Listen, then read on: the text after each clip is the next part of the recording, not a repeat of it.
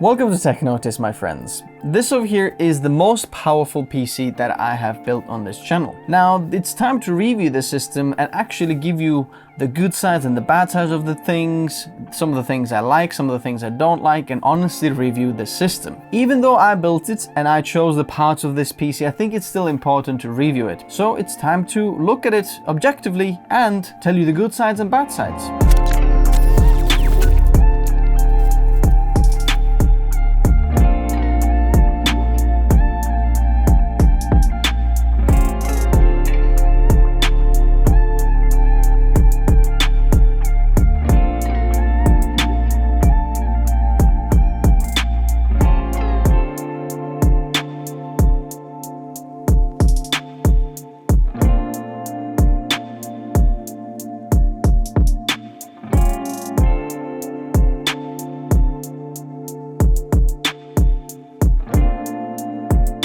So I'm not sure if you've seen the other videos about this PC on my channel. If you for some reason new here, welcome. This is TechNotice. Consider subscribing if you like content like this. But there is a few more other videos about this one, and we're not going to talk about the performance or how it performs on Premiere Pro or the build of this so much. There's other videos about that, but in this video we're just going to cover it all and talk about some of the things that I didn't have a chance to talk about on the other videos. Also, there's a few parts changed since the build because we had to change them out and then didn't work as much. But if you've seen the build video, then 95% of the parts are exactly the same.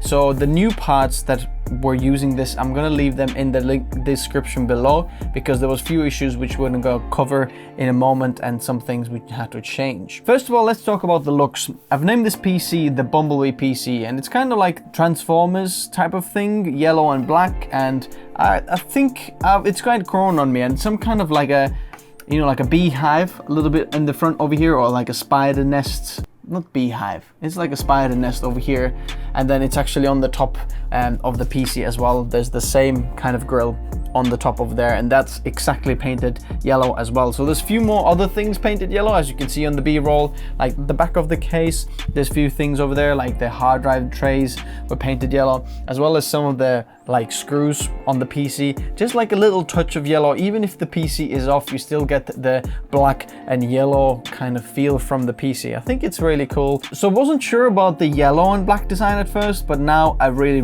like it, and I think it looks really cool. Let me know what you think about the yellow and black design.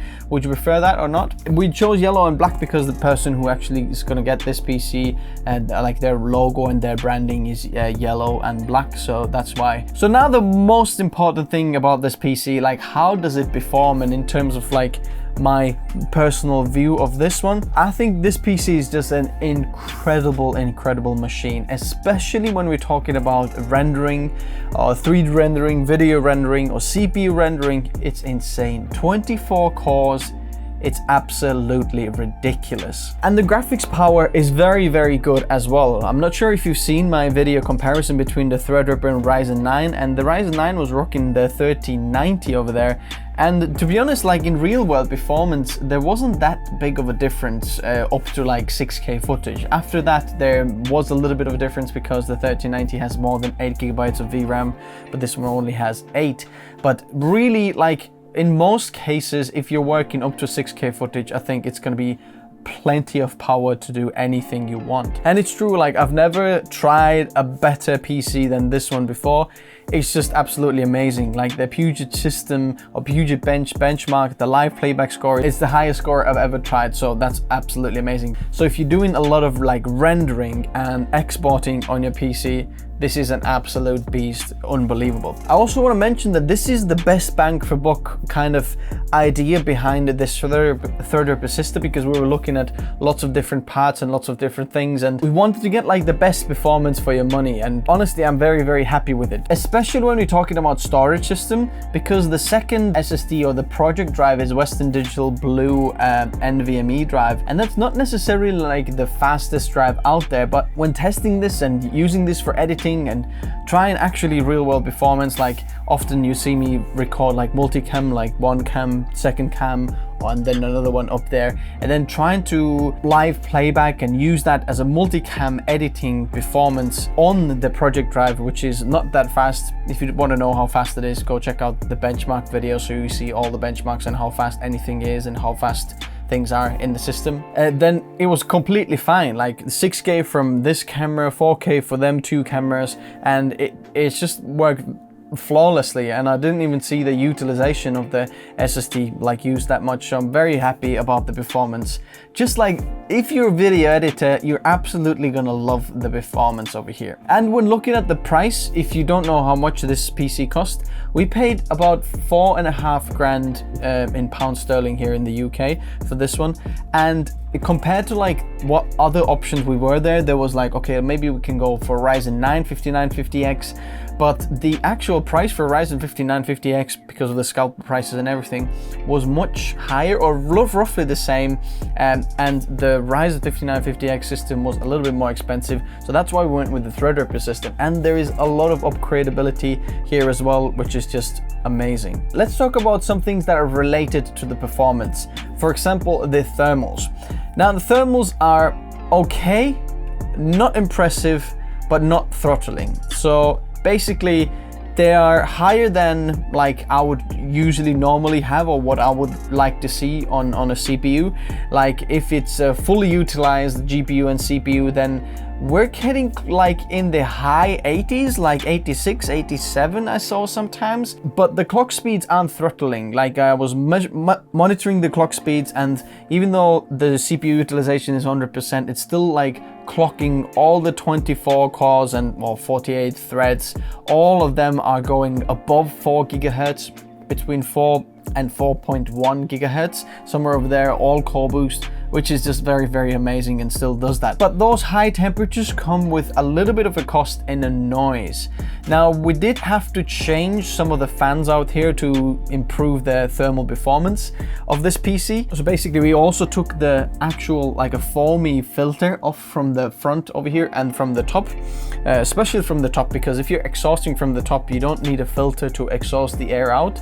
You would just want the air to be blown out. Even if you have a little bit of dust, you want it to be blown out, not like to get stuck in the filter over there. It's maybe more like better to get the filter for the intake, but we just took it off. So basically this mesh that you see over here, that's all of the filter that you're gonna have. So all the fine dust is gonna go through, but like the big dust isn't gonna go through. But I think that is like a good compromise to do for the performance, because otherwise you're just gonna be crippling the airflow and things like that. Because we have three 140mm fans in the front over there, 2 140mm fans on the top exhausting, and 1 in the back exhausting as well. Now we changed them out from the factory ones, because the factory came only with 2 in there and 1 in the back, and they weren't as fast.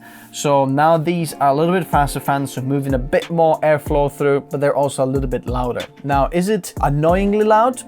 Not quite, but they are loud in terms of just how it is, because often when the CPU spikes or does exporting, the fans really kick in and then it's loud. But as you can see, like in idle, obviously they're very quiet, and that's that. But if you are driving the PC really hard, you're gonna get a little bit of a noise taxation over there. But if we think about it, really, this CPU is like almost 3 times, or sometimes even more than 3 times as powerful as like the other chips out there. For example, like Intel CPUs, like the i7s or i9s run 125 watts, Ryzen 9s are running 105 watts or even more, depends if you have PBO enabled or not.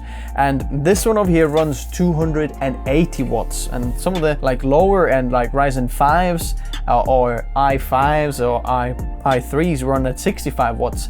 This one over here is 280 watts. That is a lot more powerful. Just a lot more power gets through the CPU, and that's why it gets hotter as well.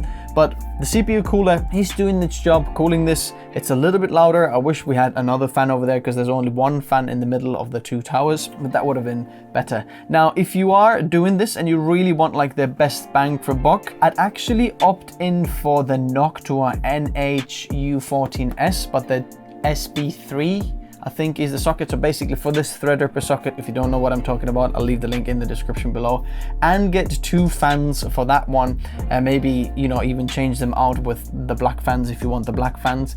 But that would, I think, give you a little bit of a better performance, just because you have 2 fans and you're just going to move a bit more air through, and it's a little bit cheaper than this one over here. But just the person who want this really like the RGB and LED.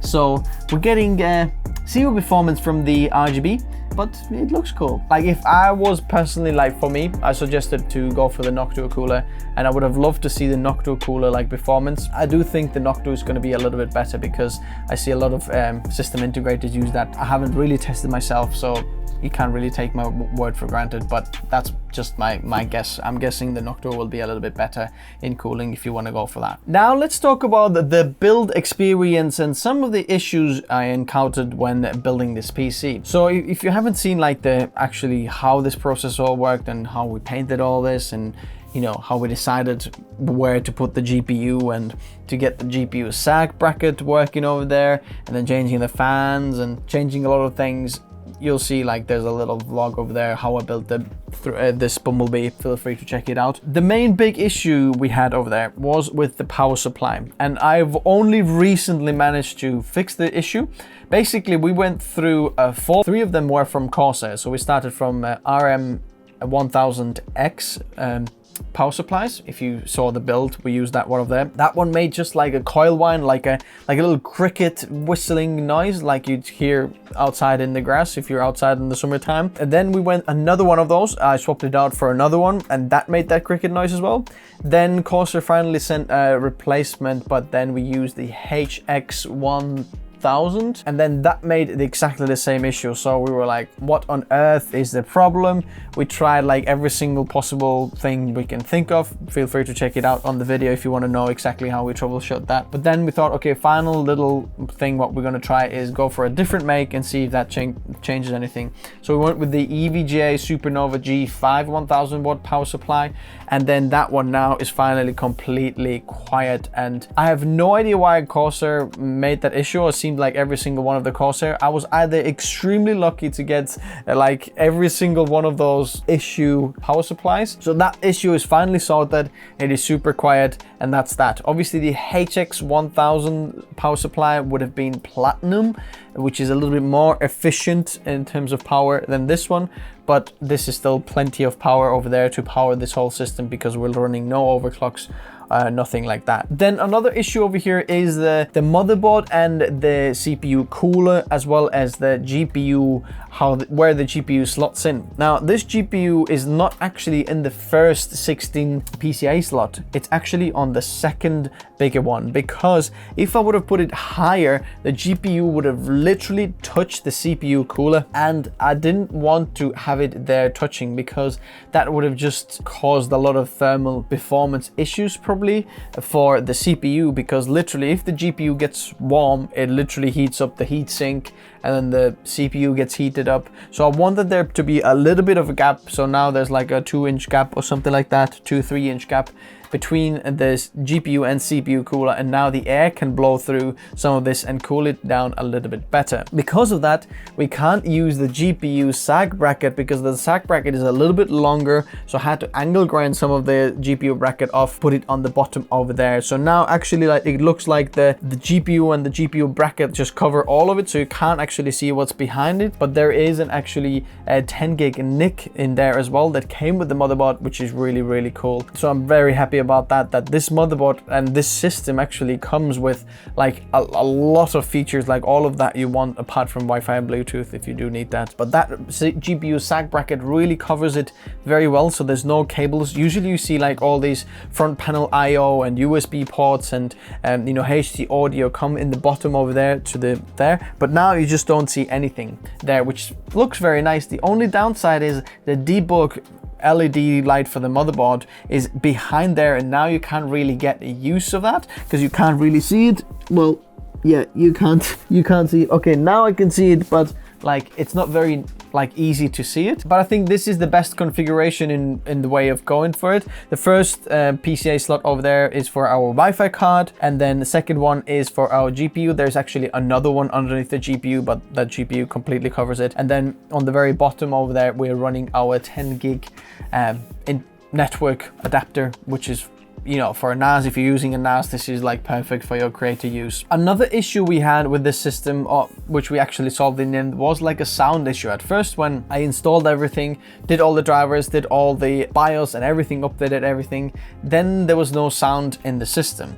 And basically, because it's more like a server platform, and then the sound is a little bit more difficult than just like a normal, decent mainstream PC platform, then basically with the help of some MSI customer service, we managed to like flash some of the things over there. I can't remember what exactly we did, but we managed to sort that, and then afterwards that was fine. But just something in the motherboard or in the motherboard BIOS needed to be flashed, or in Windows, and then it was fine. And last little thing I want to mention in terms of the build quality is that the Threadripper system comes with like, it's a little bit more difficult to build than just like a mainstream, whether it's Intel or Ryzen like platform, apart from Xeon's maybe a little bit similar. But this one is just like, because it's like a server platform type of platform, the CPU installation is a little bit more difficult. There's not that many coolers available, for example, and it comes with its own like little perks, like very powerful system,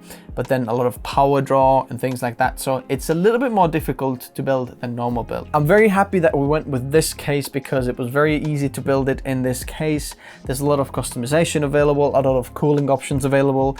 I could have added even some fans on the bottom. There's even more fan mounting in the bottom available if I needed to, but that I feel is plenty. That we have 3 intake, 2 exhaust on the top, and then 1 in the back. I just think it's awesome. There is also like a lot of upgradability if you want to use some hard drives or SSDs. There's plenty of that on the other side of the case. I'm very happy with the build quality. It looks very, very good. Also, the front panel ports of the USB ports, that's USB-A port and USB-C ports, they're all like 10 gigabit speeds, which is very, very fast. You can get like up to 1000 something megabytes per second, which is good transfer speeds, not just like 5 gigabits or something like that. Very fast USB ports from the front panel. Maybe the last thing I want to mention is like the RAM. Like I really like the RAM in there because it's very low profile RAM, and if you want to use any of the coolers, it's just compatible with any of the coolers. Now it would have been nice to get a little bit more RGB in there, to get a little bit more yellow inside the case, but honestly I think it just looks awesome, and the RAM performs very, very well. Just like a little tip over there is, if you look at this PC and you see, oh, this is quad channel, then you don't actually need a quad channel kit of memory. You can still buy like 2 dual channels, because the memory isn't actually a quad channel or dual channel, it's just the platform. You can also get like a single stick of, you know, 32 gigabytes, and then you buy 4 of them and then just slot them in there. They work exactly the same. So the actual sticks and channels, just the platform is 4 channels. So if you are building this, definitely fill all the 4 channels to get the most out of your system, and then you have another 4 to expand that later if you wanted to double that RAM. But 128 gigabytes is probably plenty for most people. So just to conclude it all, and overall, this has taken the longest time I've ever built a PC, just because of some of the issues and waiting for replacements and things like that. Because on the build I actually managed to break like one of those LEDs. Can you see that LED light over there as well? Oh, you can't see it on this. Let me pull it a little bit so you see. There we go. See that LED over there? I managed to like pull one of these out. So Fractal Design sent the replacement, but they sent the wrong replacement. Then I waited for the new replacement, and then finally that was that. But that didn't take too long because we were actually waiting for the power supply. So this happened while the new power supply and figuring out the power supply issues. But now altogether, this is an absolute beast of a system, and I can't believe that this is so fast. It's just absolutely fun, wonderful to use, and I've got no other complaints. Oh, I just remembered something. I just wanted to mention that we haven't used even the expansion card for the motherboard, but the motherboard comes with another like 2 M.2 expansion cards if you want to add that. But right now it's a little bit difficult to add that because there isn't a slot available, because basically we have the Wi-Fi and the 10 gigabit NIC, so we might have to sacrifice the network interface card if you wanted to do that, or we're gonna have to put our GPU on the top slot and then have it a little bit heat up so we can use the network interface and the Wi-Fi in the middle, and then to use the actual expansion cards in the bottom over there. So like with this configuration, with that cooler over there, I don't really like how this, you know, kind of limits what I can use for the motherboard. But if you go with a Noctua cooler, that shouldn't be a problem because that shouldn't come down that much. So guys, this concludes this Bumblebee PC build.